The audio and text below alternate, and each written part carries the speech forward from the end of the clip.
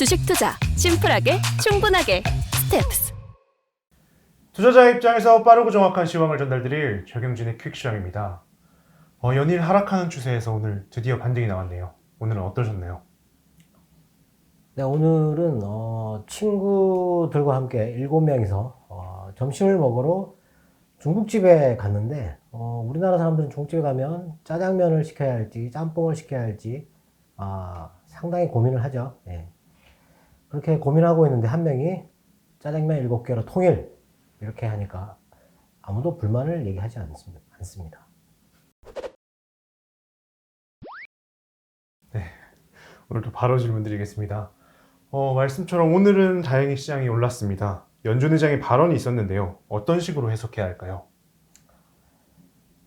네, 일단 시장이 올랐으니까 그 뉴스에 나온 대로 덜 매파적이다 이렇게 해석을 했겠죠. 네.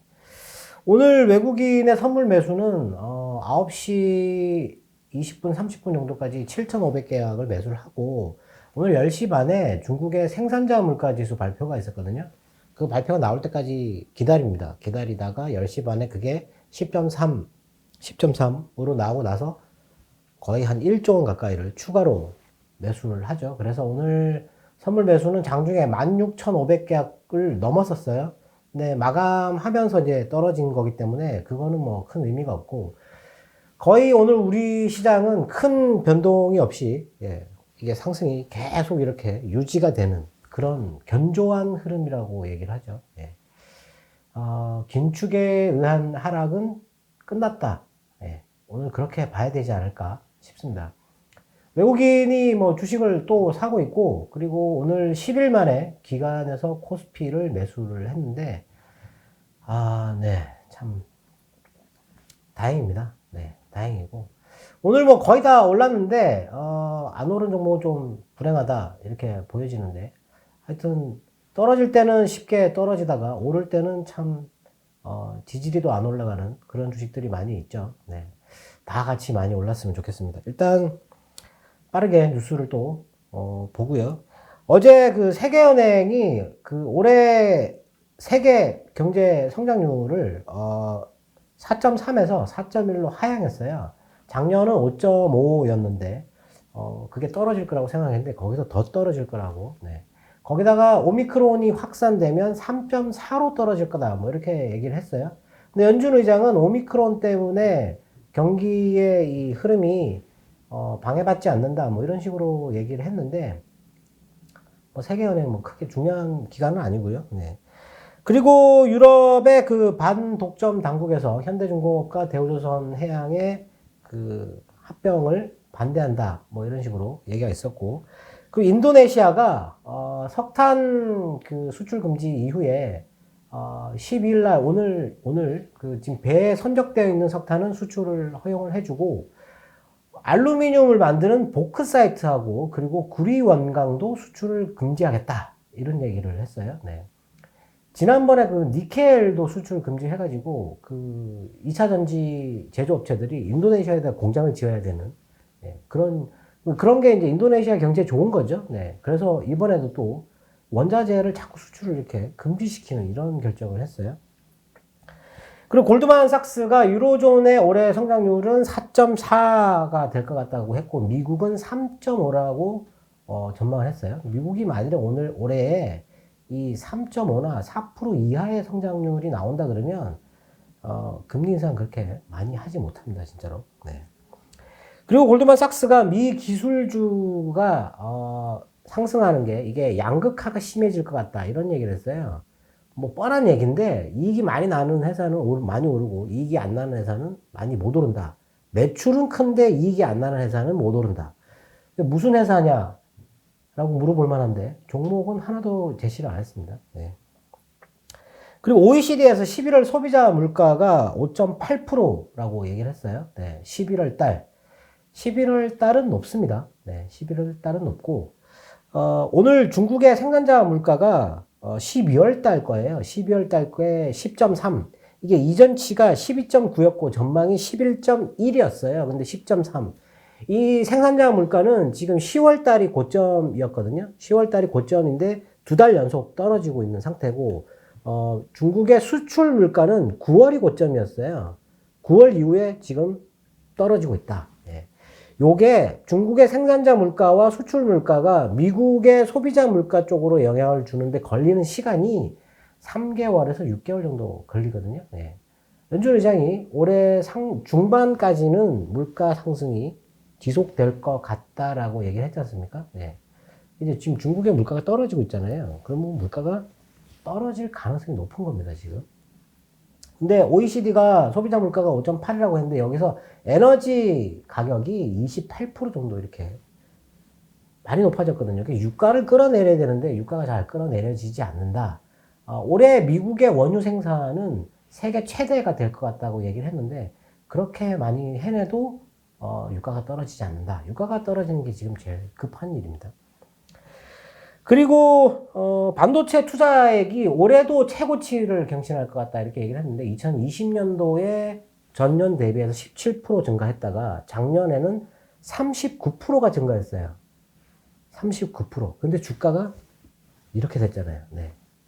이거 정말 참 심각한 문제인데 이거 누가 이렇게 만들었는지 참 원망을 하고 싶은데 원망을 할 데도 없고 올해는 10% 정도 예상한다.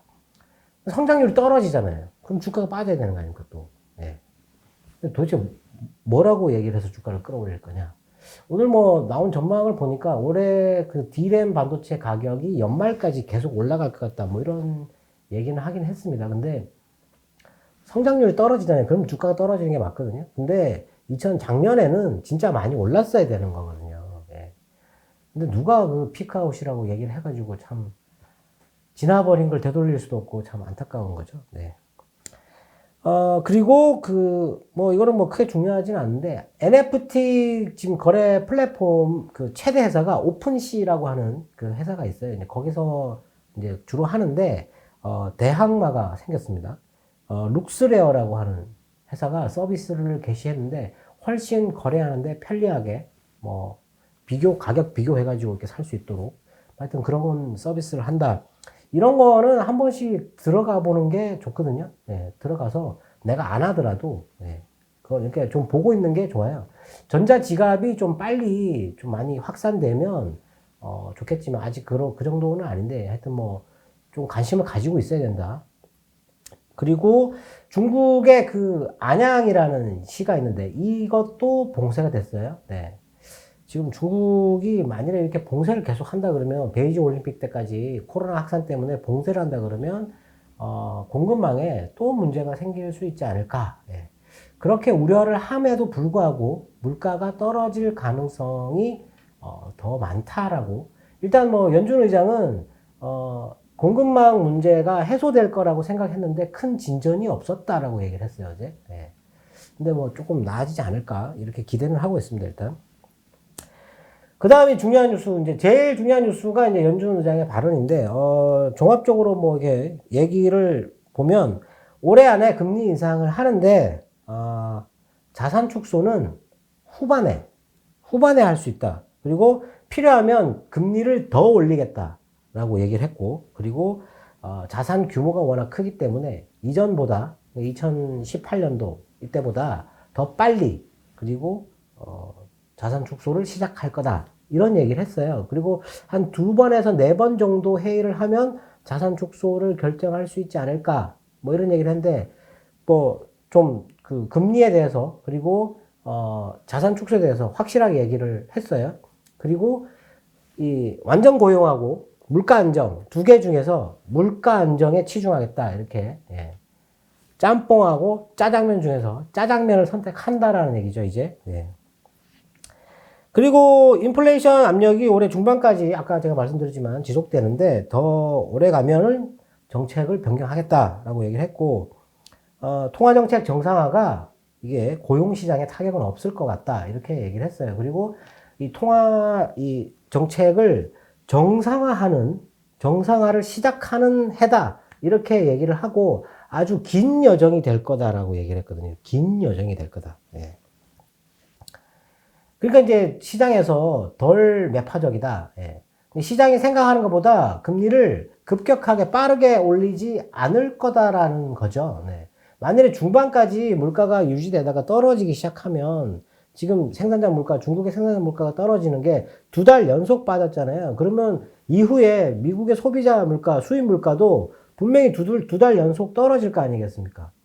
그럼 그때는 호재잖아요. 그죠? 예. 미리 반영이 좀 되겠죠. 반영이 되겠지만 하여튼 그런 게 있다. 그리고 그걸 보고 나면 금리 인상 경로를 약간 수정할 수 있다라는 거죠. 네. 충분히 여지를 남겼다라고 보여지는데 이게 나올 거라고 이미 좀 어느 정도 생각을 하고 있었어야 되는데 너무 주위에서 매파적인 안 좋은 얘기만 하니까 예, 그랬던 게 아닌가 싶기도 하고요. 예.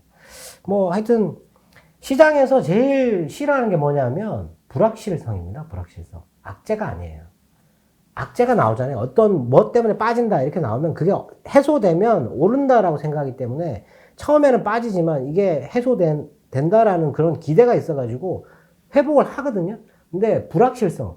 이거냐, 짬뽕이냐, 짜장이냐, 이게 갈등하는 거, 이거 나오면 시장이 계속 빠집니다.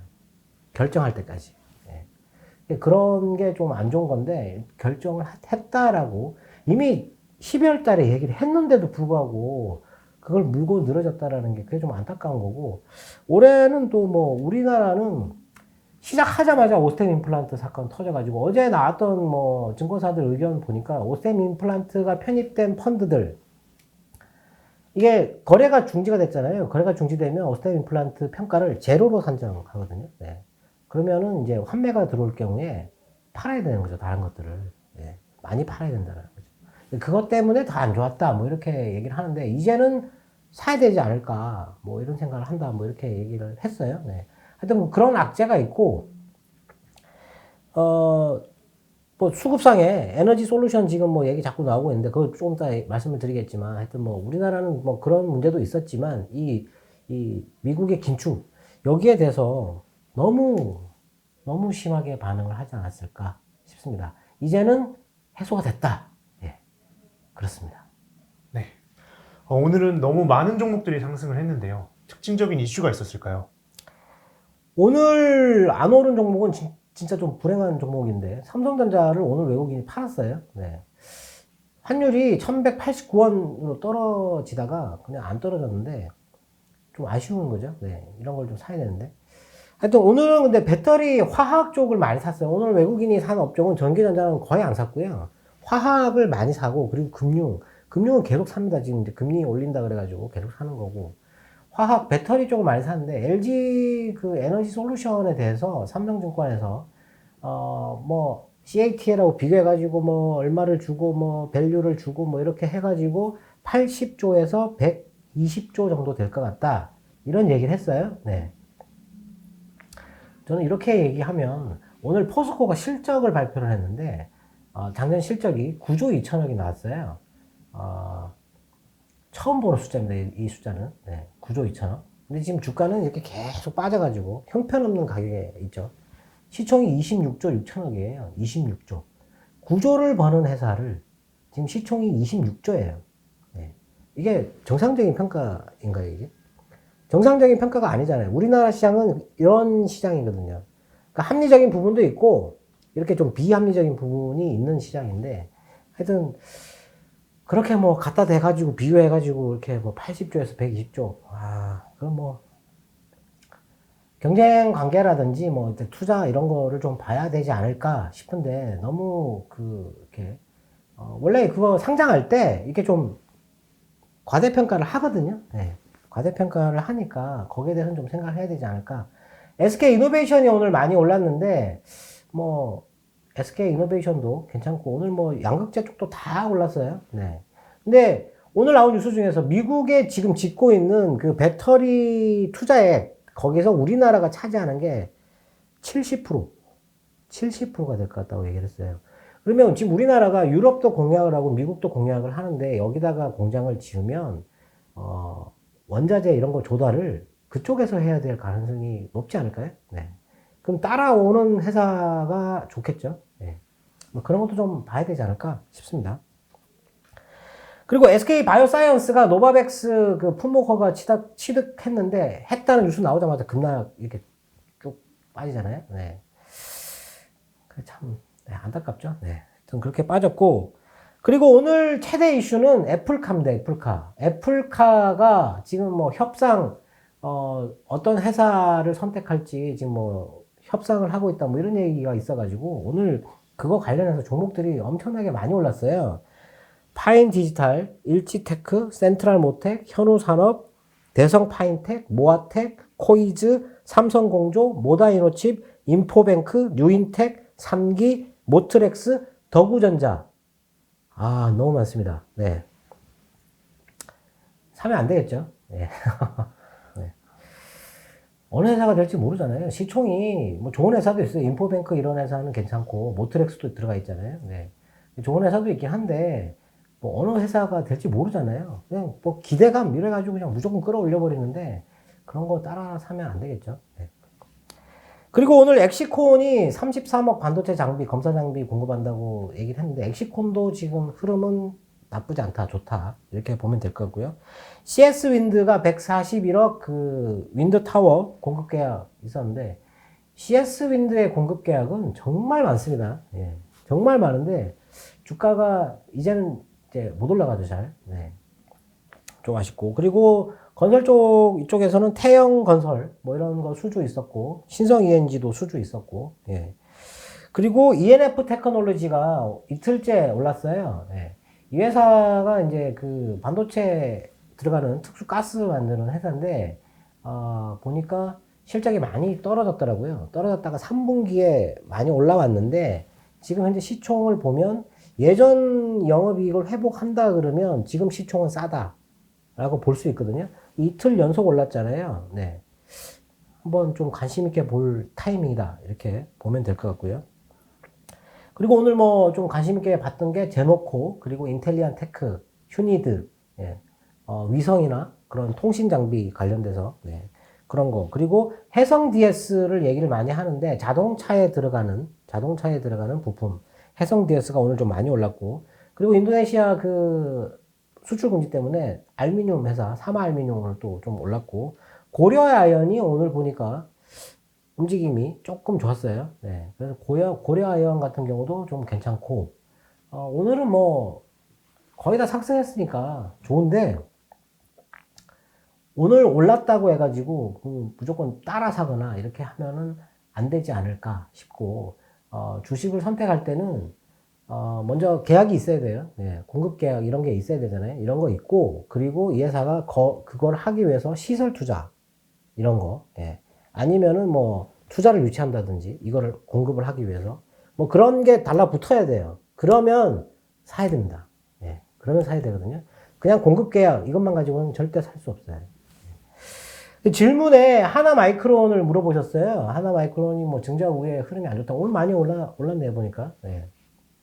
작년 여름쯤에 제가 오를 수밖에 없는 주식이 몇 개가 있다고 말씀드렸는데, 그 중에 한 개가 이 하나마이크론이었거든요. 네. 많이 올랐잖아요. 지금 내려가고 있는 상태인데, 이제는 조금 기다려 봐야 된다. 네. 근데 유상증자하고 무상증자가 두 개를 했잖아요. 두 개를 했는데, 무상증자를 하면 사람들이 많이 환호를 하는 그런 경향이 있어요. 근데 무상증자는 호재가 아닙니다.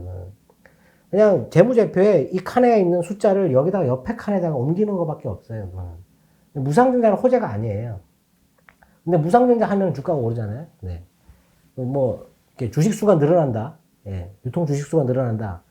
유동성이 뭐 이렇게 좀 좋아진다. 뭐 이런 거 정도인데, 그거는 지속성이 없습니다. 무상증자는 지속적인 그런 호재가 아니고, 유상증자는 악재라고 생각하는데, 제일 나쁜 유상증자가 운영비용, 회사를 운영하는 비용을 충당하기 위해서 뭐 유상증자 한다. 그게 제일 나쁜 거예요. 그건 악재거든요. 근데 유상증자가 원래 호재예요, 유상증자가. 근데 유상증자는 돈이 들어오는 거잖아요. 투자자들이 추가로 돈을 넣어가지고 그게 회사로 들어오는 거잖아요. 회사가 돈이 생기는 거거든요. 그러니까 그게 호재인데, 이걸 운용비용, 불특정 이상한 데다 쓰는 그런 비용으로 쓰게 되면, 아니면은 뭐 회사를 인수하는데 그 비용을 전부 다 유상증자로 충당한다. 그러면 그거 악재거든요. 예. 그 회사가 좋은 회사인지도 모르겠지만 전부 다 주주들한테 전가하는 거잖아요. 그게 안 좋은 거거든요. 근데 유상증자가 호재라는 건 방금 전에 계약을 맺었잖아요. 근데 이 계약을 맺었는데 시설 투자를 결정을 했는데 거기에 일부를 유상증자로 조달한다. 이게 호재거든요, 이게. 예.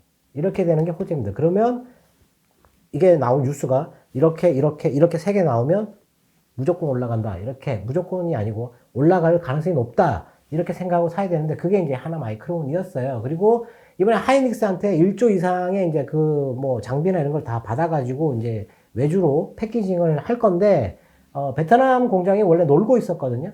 예. 근데 이것도 이제 가동이 될 거라고 생각하는데 삼성 쪽에서도 물량을 받았어요.